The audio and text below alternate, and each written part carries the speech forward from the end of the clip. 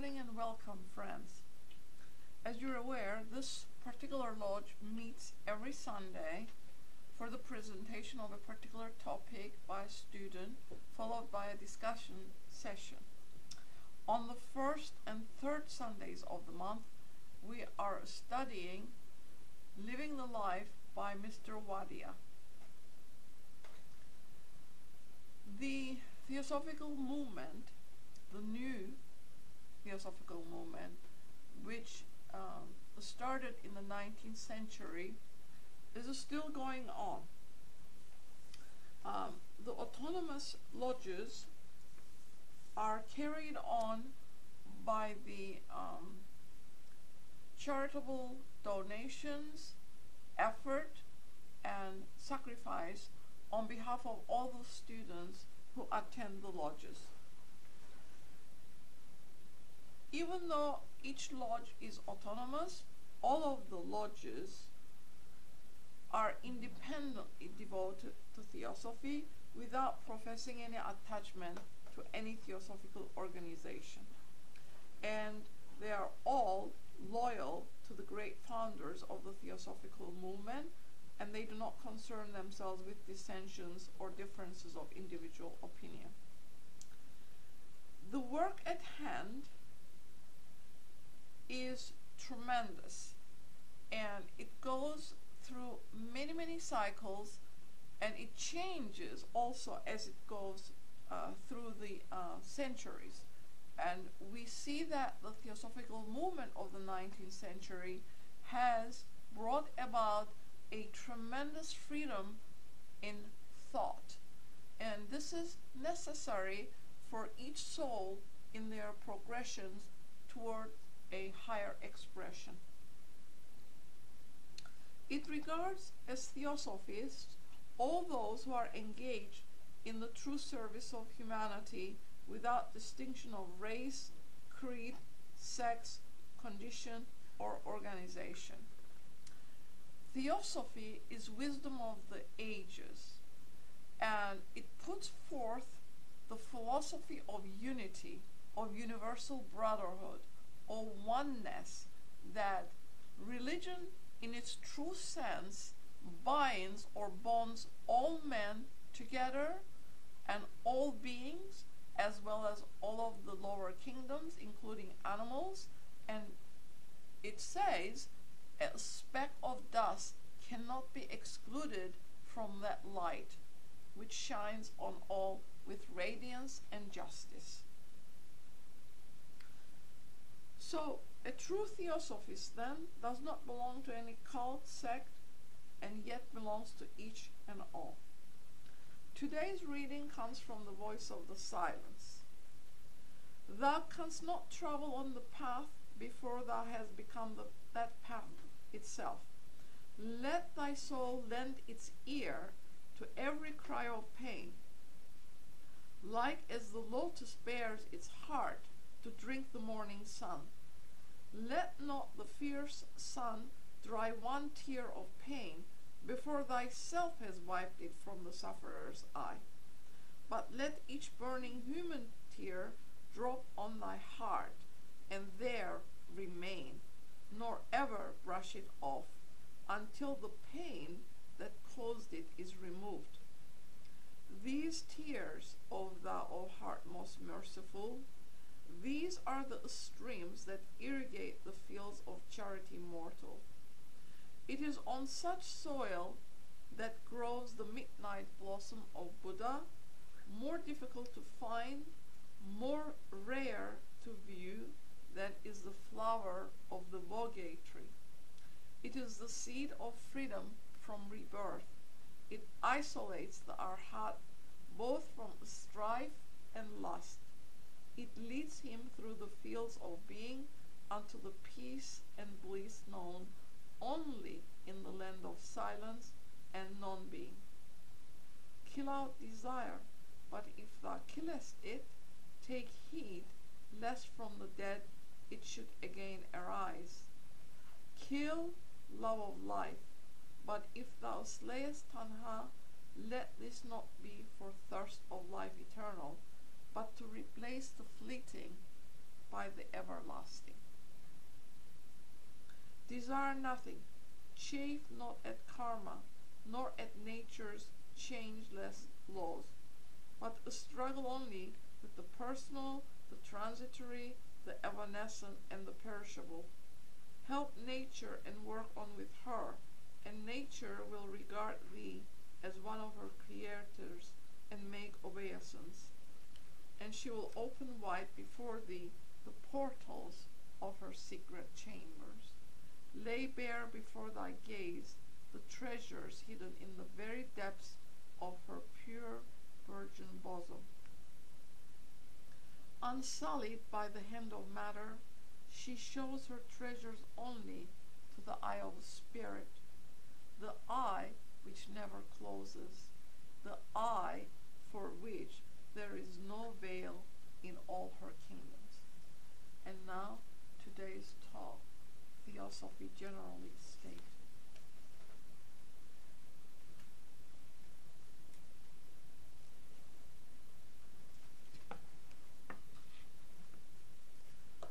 Friends, as did Mr. Judge in his presentation, recorded in the official report of the World's Parliament of Religions held in Chicago in 1893 and in Lucifer, today we will address the nature of Theosophy, the work of the Custodians, of the Messenger of the Masters, of the Wisdom Religion, which are the Masters, how HPV brought us Theosophy as the messenger of the Masters, number 3.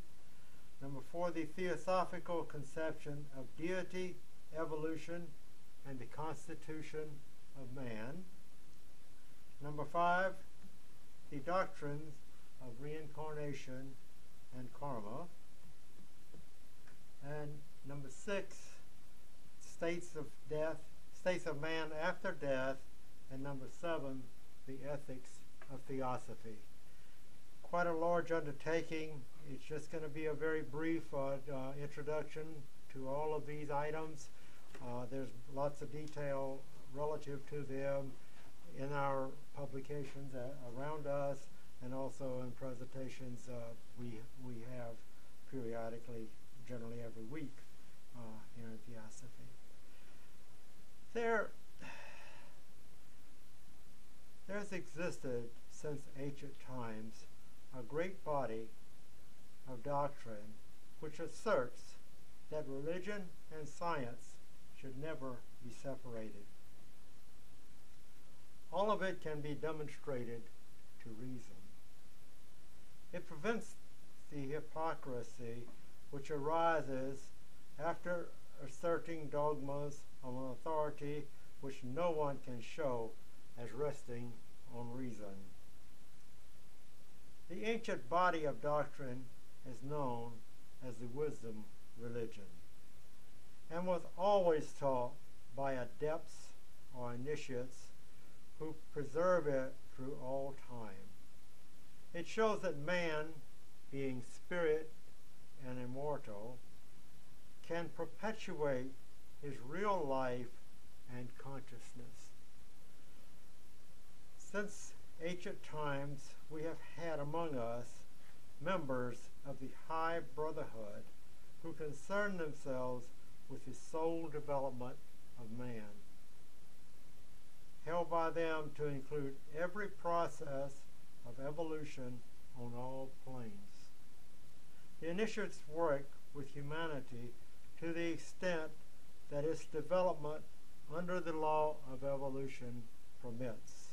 Even they work directly with the law of evolution and nature's laws. Therefore, from time to time, they give out again and again the same doctrine which grows obscured, fudged and so forth, in various nations and places. This is the Wisdom Religion, and the Masters are the keepers of it. At times they come to us as great teachers and saviors who only repromulgate the old truths and system of ethics. This wisdom religion holds that humanity is capable of infinite perfection, both in time and quality, the saviors and adepts being held up as examples of this possibility. HPB declared she received the impulse from this living and presently acting body of perfected men to once more bring forward the old ideas, and from them she also received several keys to ancient and modern doctrines that had been lost during man's struggles toward civilization. She transmitted from them some really ancient doctrines that were entirely new to the world at large. This, along with testimony through all time, found in records of all nations, we have this modern explicit assertion that the ancient, learned, and humanitarian body of adepts still exists on this earth and takes an interest in the development of the race. So we're never alone, whether we know it or not. Theosophy postulates an eternal principle called the unknown. It can never be cognized except through its manifestations. This eternal principle is in and is everything and being. It periodically and eternally manifests itself and recedes again from manifestation, the ebb and flow process. In this ebb and flow, evolution proceeds, and itself is the progress of manifestation. The perceived universe is the manifestation of this unknown. This manifestation includes spirit and matter, opposite ends of the same spectrum. Theosophy holds that spirit and matter are but the two opposite poles of the one unknown principle. Spirit and matter coexist. They are not separate nor separable from each other. As the Hindu scriptures say, there is no particle of matter without spirit, and no particle of spirit without matter. In manifesting itself, the spirit matter differentiates on 7 planes, each more dense on the way down to the plane of our senses than its predecessor. The substance and all being the same, only differing in degree. Therefore, from this view, the whole universe is alive. Not one atom of our universe is, in any sense, dead.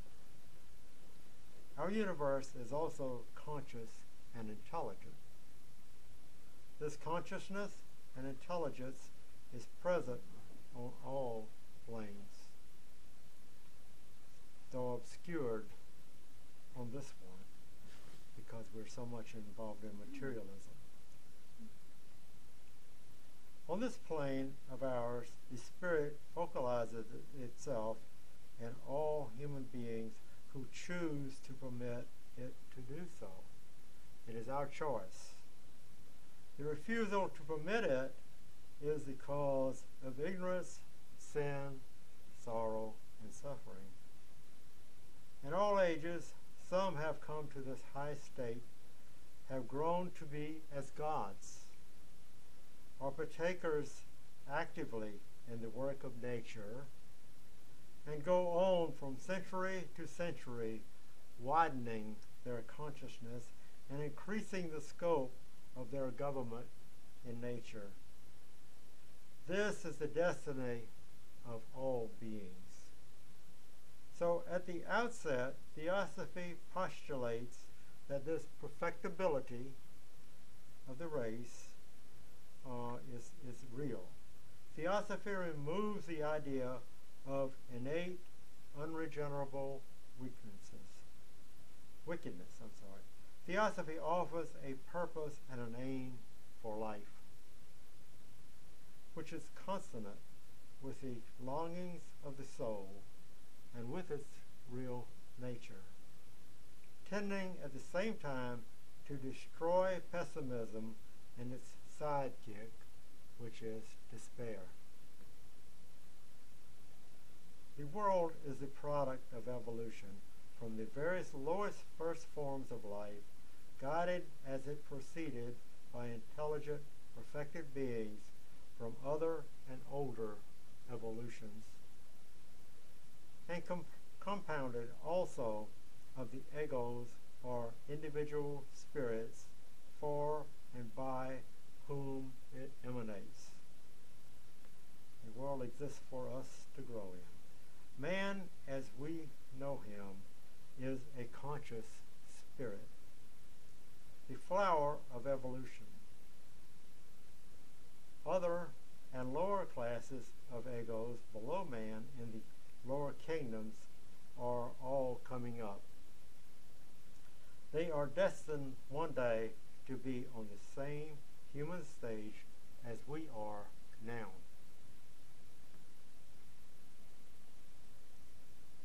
Man is destined to move to a still higher stage, the world of the gods. Man's consciousness, being thus more perfect, is able to pass from one to another of the planes of differentiation mentioned previously. He is deluded if he mistakes any one of these planes for the reality that in his essence he is. The object of evolution, then, is to give him complete self-consciousness so that he may go on to higher stages in the progress of the universe. His evolution after coming on the human stage is for the getting of experience. Concurrently, man raises up and purifies the various planes of matter to the point where the voice of the Spirit may be fully heard and comprehended. That's our job.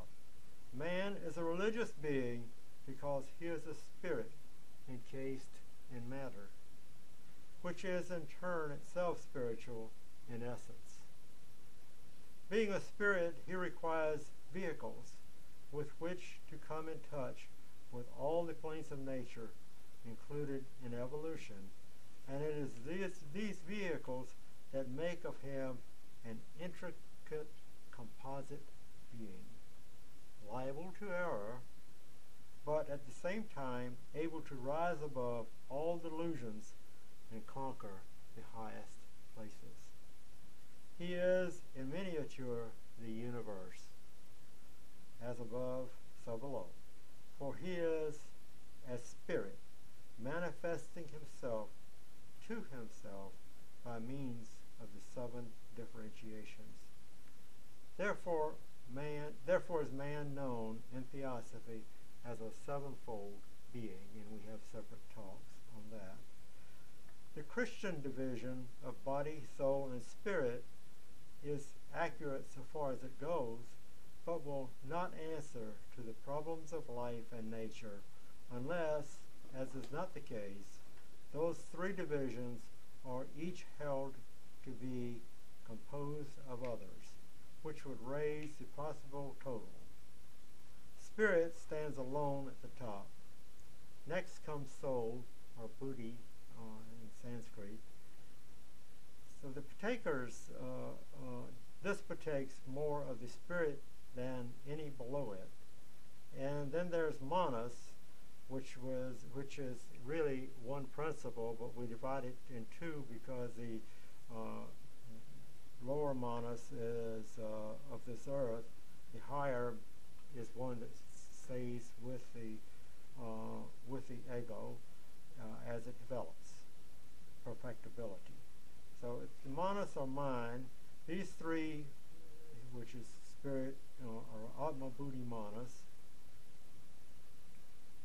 being the imperishable part, the real thinking entity living on the earth, and the other and denser vehicles by its own evolution. Below, in order of quality, is the plane of the passions, shared with the animal kingdom, unintelligent and the producer of ignorance flowing from delusion. It is distinct from the will and judgment, and must therefore be given its own place. On this plane is gross life manifesting not as spirit from which it derives its essence, but as energy and motion on this plane. It being common to the whole objective plane and being everywhere, is also to be classed by itself, the portion used by man being given up at the death of the body.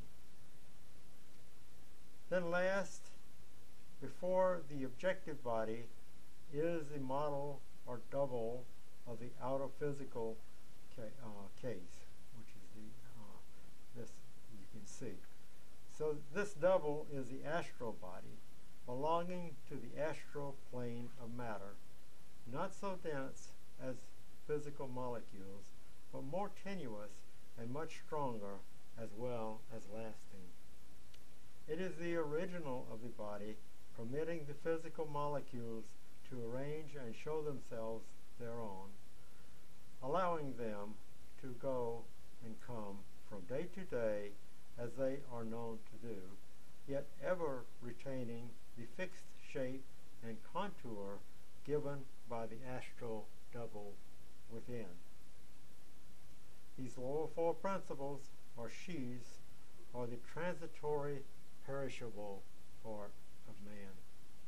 These four principles are not himself, but in every sense the instrument he uses. These four principles are given up at the hour of death like an old garment. They are rebuilt out of the general reservoir at every new birth. So we have a way of attracting them back to us to continue on. This Trinity is the real man, Atma Buddhi Manas.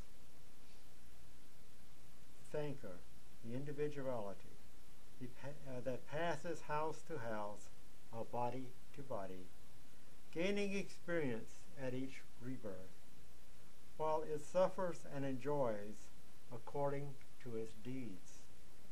It is the one central man, the living spirit soul.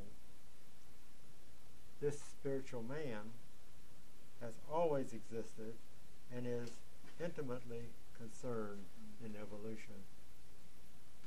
He is dominated by the law of cause and effect because in himself he is that very law. On this plane he shows varieties of force of character, capacity, and opportunity. His very presence must be explained, while the differences noted have to be accounted for. The doctrine of reincarnation does all this.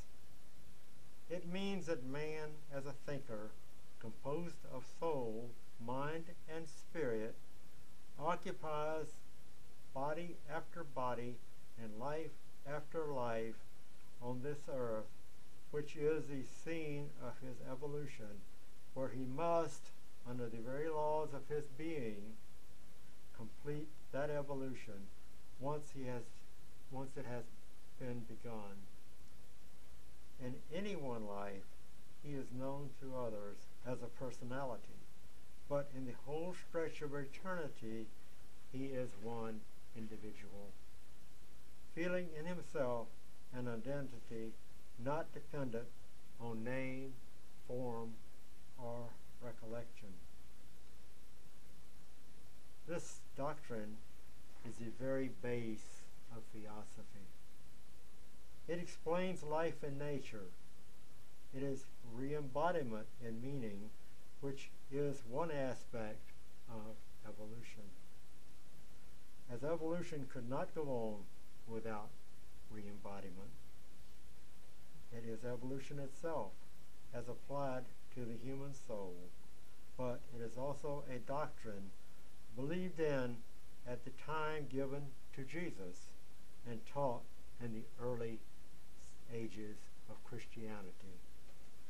It is as much necessary to Christianity as it is to any other religion to explain texts, to reconcile the justice of God with, to most mortals, the rough and merciless aspect of nature and life, and to throw the light of reason on all the vexing problems we face in our journey through this world.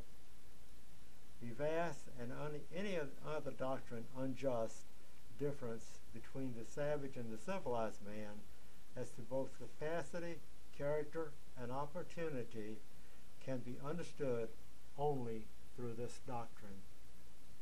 This doctrine vindicates nature and God and removes from religion the blot thrown by man, who has postulated creeds which paint the Creator as a demon while saying God is love.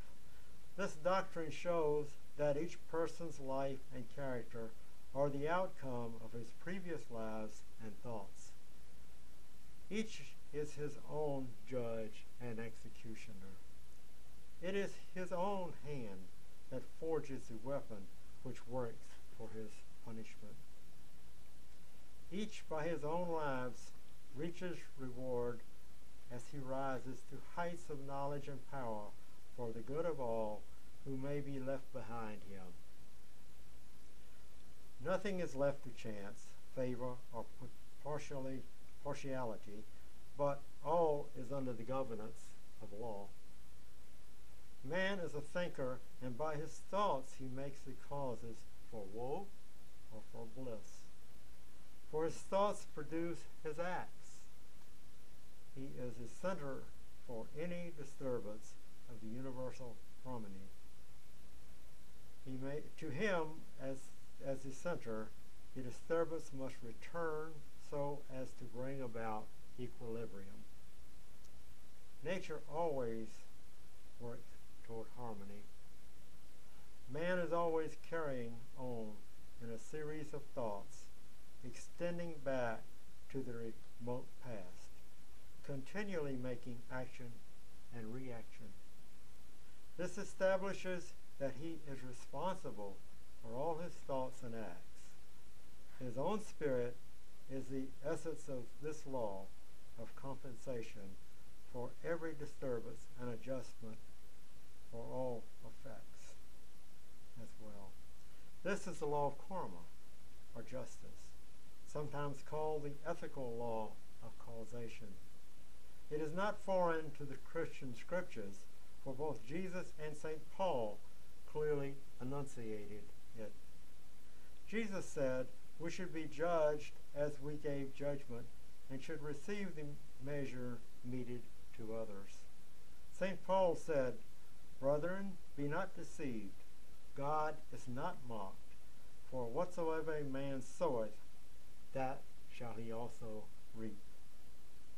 And that sowing and reaping can only be possible under the doctrines of karma and reincarnation.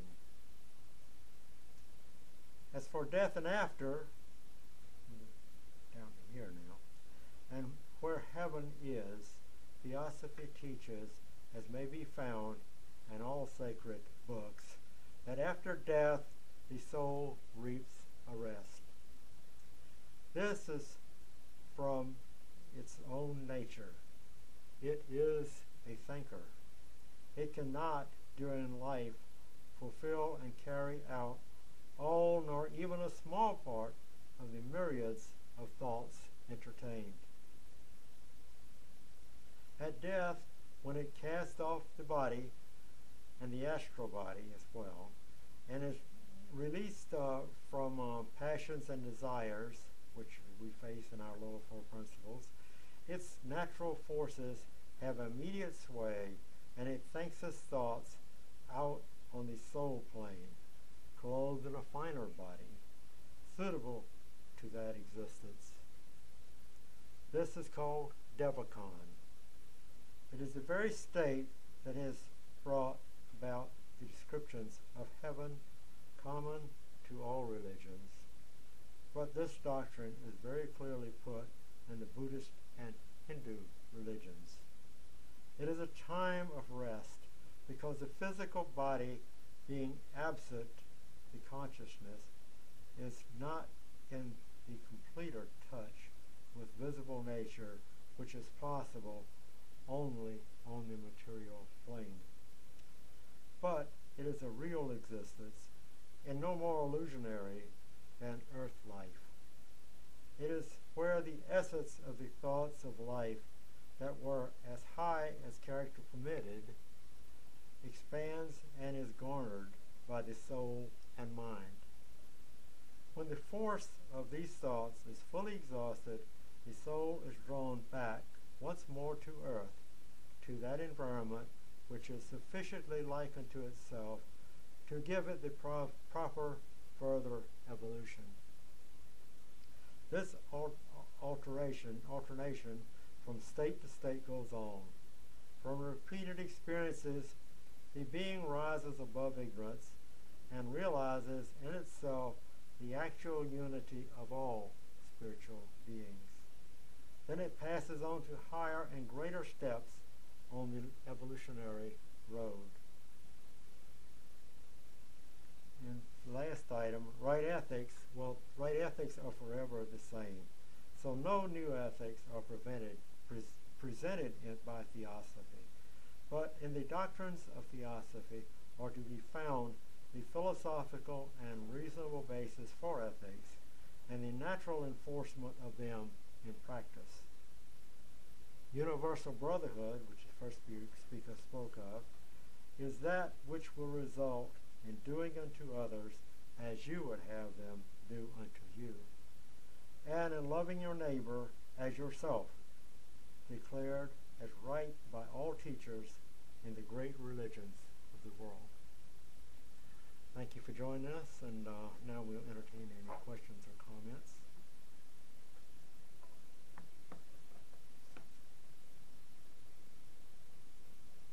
I know there's a lot to absorb here. It's ages of science and philosophy that recorded in these books surrounding us that is kind of wrapped up in a few minutes talk, which is extremely complex that this student understands. But go ahead, and if you had a question or comment. I had one question. Is there on the 7 that you have listed there, what would you call those 7? Are they just... We see 7, the number 7 repeated. It's a very significant number, and we have talks on that too. There's 7 planes of consciousness. There are 7 right. roles and so forth. Absolutely. So you have separate books on each one of those topics. This is basically a summary of the talk. Do you have separate books on those topics, or is just pretty much how you laid it out there? There are separate articles on a lot of that, and you find quite a bit on all of them. Because I have the last 5, 6, and 7. I have books on those. I was thinking of 1 and 2. 1 and 2. Yeah, there's pamphlets and so forth on all of 4. these.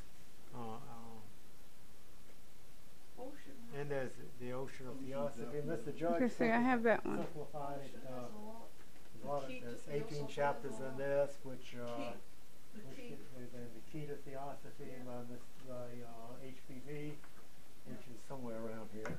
Okay, so actually I have that one too. So I just need to. but all of this literature is Okay. based on 2 books by HPV. Isis Unveiled, which is I have that one. first That exact one there. magnum opus, followed by The Secret Doctrine. Okay. So it all kind of encourages us to delve more into these references that we are I was just given thinking. to us by the Master. I was just thinking how interesting it would be, or how different it would be if, you know, I think it was back in, well, I can't even remember. It was a long time ago when they took prayers out of schools. If they would introduce Theosophy to There are those the who children try to as a do it. requirement, how different would things be? How different it would be. It would not be the same place. Because we would know. I mean, right now we have a lot of beliefs, which are some are right or some are wrong, and so forth. This is all science, and there are those who are trying to get more and more of this introduced into the school curriculum. You don't have to call it Theosophy, but there's been some successes, but we are in a very, according to our current definition of fast and slow, slow state of evolution, and we're getting it. We're going to get it one day, but these kids are ready. These kids are so ready for this. They're ready. Oh, yeah. It has nothing to do with the children. They're ready. Oh yeah. Oh yeah. They're very receptive to. Yeah.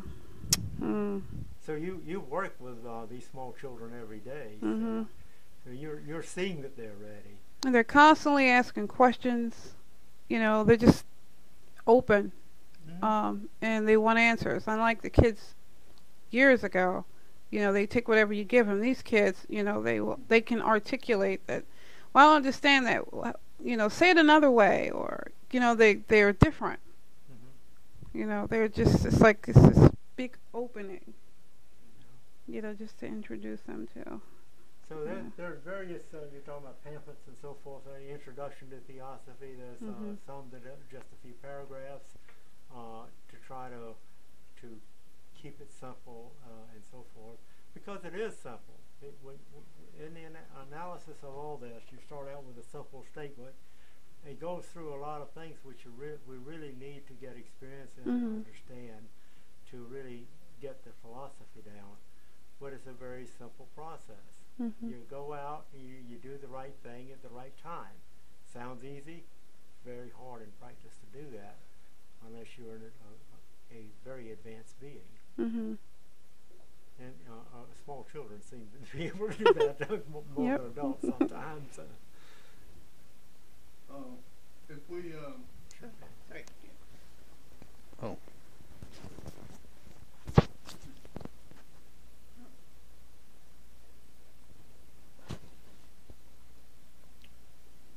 if we have the EndeavorCon, we have only the Atma Buddhi Manas EndeavorCon. I mean, because we are primarily Manas isn't lit up during this in this Kali Yuga. So why do we leave the lower four principles here on Earth and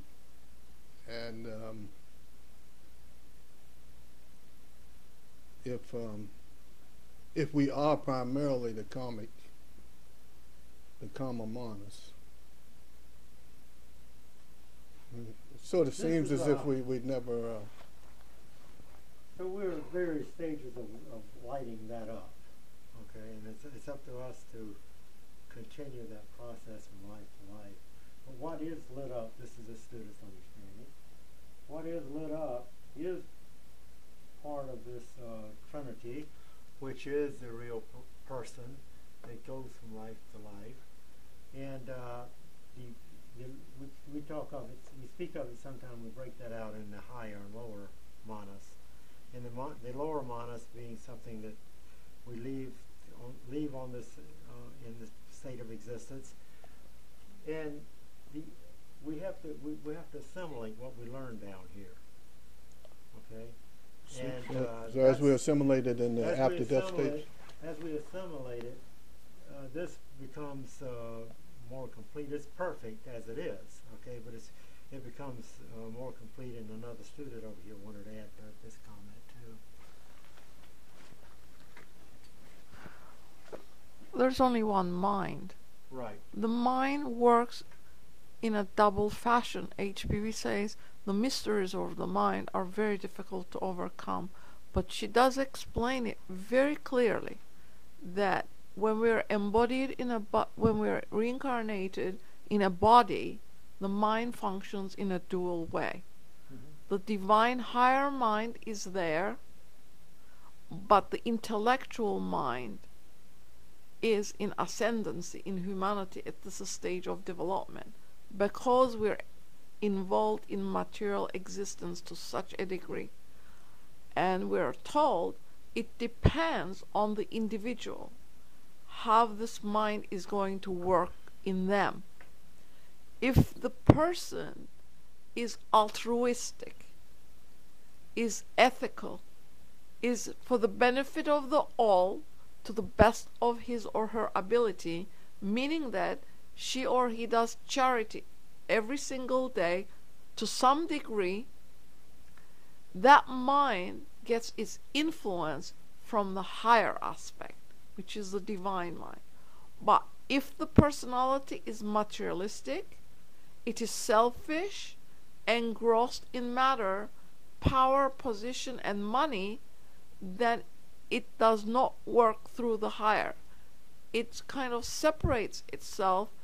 The intellectual mind assumes the position of the all, the higher and the lower, and leads the personality to perdition, is what she says. So that's how it works. It's up to us to control the lower and allow the higher to light its light through us. Okay. Thank you for that input. That adds quite a bit of explanation to this idea of manas. It is a continuing struggle, continuing process, and we have many opportunities in this age of materialism. It's the age of the Bronze Age, it's called, to learn and to raise our standards up so that we can continue on through this. It takes lots of time usually, but we don't know. The time shouldn't be put on it, because it's based on our experiences and so forth as we raise ourselves up and become more than we are now, unfold more than we have unfolded now. We are all that now.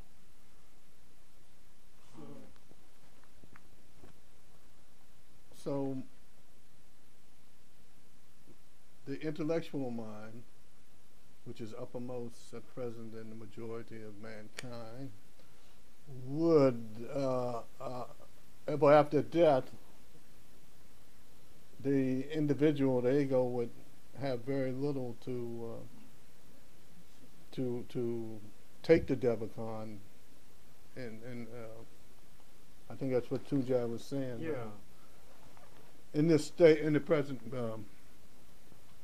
time, I mean, in this period we're living. Yeah, the purely intellectual mind. Yeah, I mean, it is also gets into the discussion that we have about the brain, the mind, and the brain being a vehicle of these higher influences. The psychic, the intellectual, and the spiritual. Okay, and the spiritual is in the state of evolution now for development. This spiritual aspect of the mind, which is what we're talking about. If we become selfless, okay, and working toward selflessness and that aspect of it, charity to all, universal brotherhood, that gets us there. Love. You don't go anywhere without love. So. But we're all mixed. We're a mixture of everything. We are. I don't think any one person. So.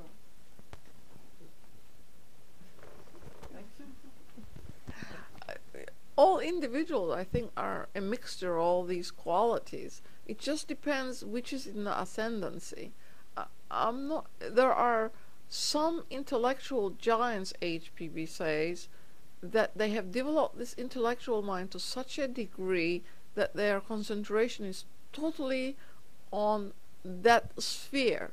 But she says in these individuals there's absolutely no spirituality, which is very hard to envision, that an intellectual giant do not have any spirituality in them. But ordinary population, I think we're all mixed. We are not all bad or we're not all good. We're just a mixture of all. It depends just how our character is formed and which principles are the more active ones. And if we're charitable, if we are kind, if we give of ourselves freely, whether it is money or time or energy, whatever we can give, sometimes a smile, she says, is better than an ugly attitude towards another. So it's just that universal brotherhood and unity, I think, has to be in the forefront. It shows in our action towards others. And where the children are concerned, I think these ideas can be introduced when they ask specific questions. We don't have to refer it to any particular religion or anything, but you can give the philosophy. This student has done it many a time. When children ask a question, if you can answer it honestly, from one aspect, for instance, from the psychological aspect, you can give them a physical aspect. If you can't do it from the physical aspect, you can do it from the spiritual aspect. They're very smart, and they do understand what is being taught to them. Yeah. It's so easy and fun. You can just sit them in a circle, and they're just really. Then it's like no resistance at all. It's wonderful to try to see the world through the eyes of a child. It's just very enlightening to this student to do that. We will continue our discussion if you want to go. We have another question or comment here. Why are the world religions so reluctant to apologize to humanity for the error they have interjected into the religions of the world? Why was it necessary for the Orthodox fathers, for instance, to take karma and reincarnation out of the philosophy, bringing this tremendous burden on humanity? Because now we have to go back to the root of the religions, which is the wisdom religion, and relearn everything. They have interjected this external God image with the accompanying vicarious atonement, which has no place in real life.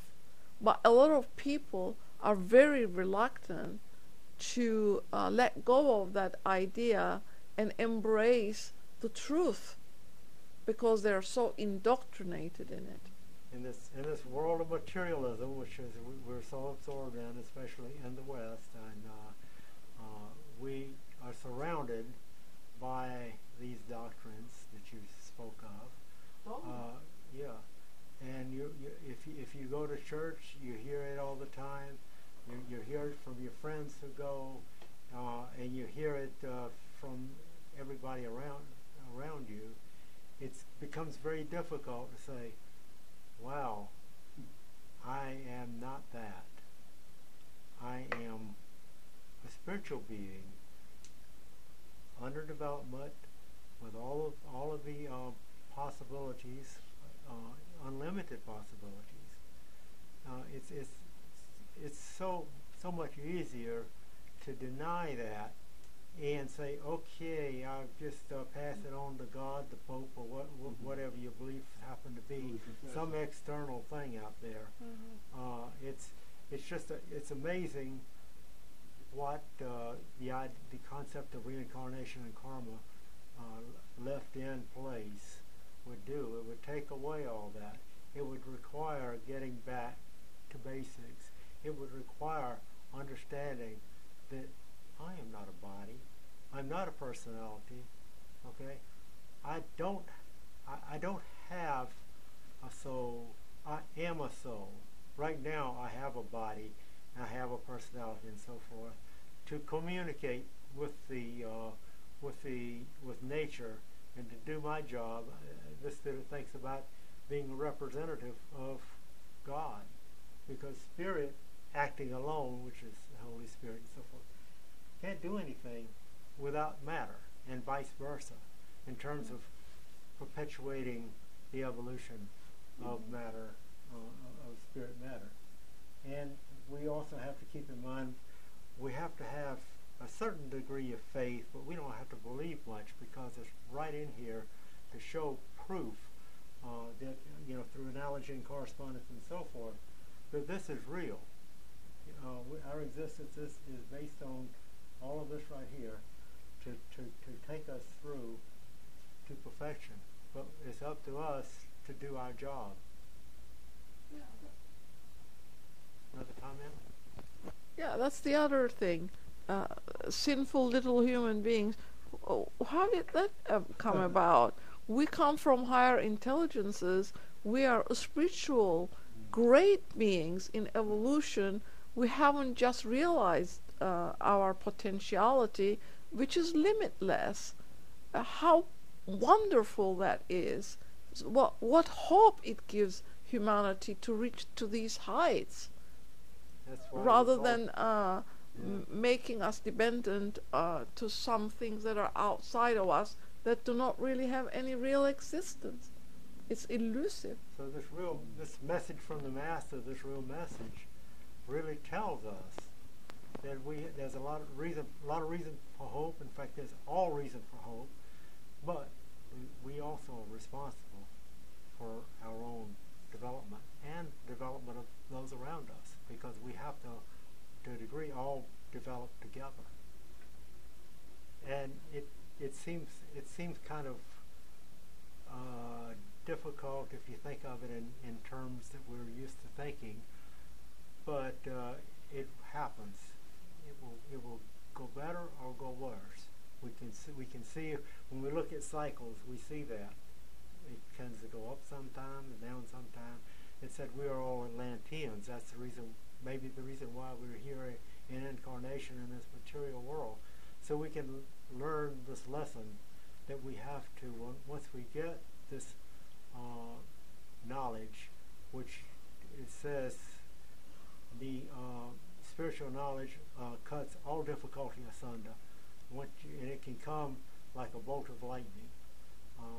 And yeah, we have to learn these things on an intellectual basis. We've got to train this brain to think spiritually again and so forth, and there's part of the brain that does that too, which is now not very active in most human beings. Yeah, this is that opportunity for greatness, to actually know that we are here for a purpose, and we're here to fulfill this purpose every day. Not thinking about what's going to happen 10,000 years from now, but thinking about what can I do today in this moment to make this world a little bit better place. Mm-hmm. I think the young generation are moving in that direction. Yeah, we hear about examples of the younger generation, and they come in and they think about these things. They're unburdened with the experience in the current life, which is right before them every day, and they think, wow, why is it that these people don't have water to drink, and these folks over here do, and so forth. And yeah, we're going to go over and help them. And we hear about examples of that kind of thing all the time. Or the example of an entrepreneur establishing a shoe factory and giving half of the proceeds of the sale to a child in South America. Give them a pair of shoes for every pair of shoes they sell, basically. So these are promising examples that we hear about, and that helps propel humanity as a group. Because we hear about it, we're motivated to do things like that. You guys remember Flip Wilson? Flip Wilson, the devil made me do it. Made me do it. It's so funny. Oh my God. You know, he sort of came all of a sudden. I hadn't heard much of Flip lately, but he was so funny. You know, But that is so representative it of. was so real what he said. You know, And like that's the how devil they made me think. do it. Everybody, it's you know, It ain't my fault. it's you know? yeah, it's somebody else made me do it. You know, it's nobody ever, you know, accept responsibility for their own thoughts, for their own life. You know, things that are happening and manifesting around them. It's all external. It's nothing is, you know, and I think that's just the core of it. People just internalize, you know. So, the truth. So this philosophy is designed to bring about right thinking, which is, you know, cutting through this age of materialism and realizing what it's all about. Yeah, we need to have food to eat and so on and so forth. But do we need to have 10 Mercedes or whatever sitting in? And you know, what good, you know, the point is, what good use are we making of whatever materials we have? Because materials themselves are not the culprit. You know, you can be a billionaire and using those resources for good. We can use whatever we have at the moment, which may be no money, but a smile when we're walking down the street. Well, that's a good point, because man is responsible for the evolution of the whole earth. Exactly. As he evolves, as he becomes more moral, those elementals that are trapped in fixed and present conditions of nature will be free to develop new plants, new minerals, new animals, and bring the earth to a better place. Nature knows, as the reading pointed out, the first speaker read a reading from the Voice of the Silence, and it says, if you work with nature, it will open up to you its secrets. Nature knows who its friends are and who its enemies are. You know, and there are inimical forces around us, all the way up through the hierarchy, the chain of hierarchy. The student doesn't understand why, but they don't want us to progress or whatever. So if nature sees us as a friend, then nature will turn around and allow us and allow these processes to occur much better. And it's also said that nature exists for our development. That's a very that's a very enlightening concept too. We've got all kinds of help around us. The masses are with us, and in a few cases in body we find that they appear. We have examples throughout history where they have appeared to us as Buddha, Jesus, Krishna, and the list goes on, Muhammad, and so forth. So they come to show us the way. We've got the path laid out for us. Love and charity. The same book that the first speaker read from talks about the paramitas, and there's there's 7 listed in there, which is really the core. It's actually the way the speaker presented it, and when presenting the paramitas, they all link to these lower things, love and charity. Okay, we're talking about personal love, making that impersonal, etc., etc., and it goes right up the line. So it's really not 7; it's maybe less than that. When you boil it down, Then you get into that, and it's a universal brotherhood. That's the aim of the whole process. Was there another question or comment before we close? Thank you for joining us. Next week's presentation is on Patanjali's Yoga Aphorism.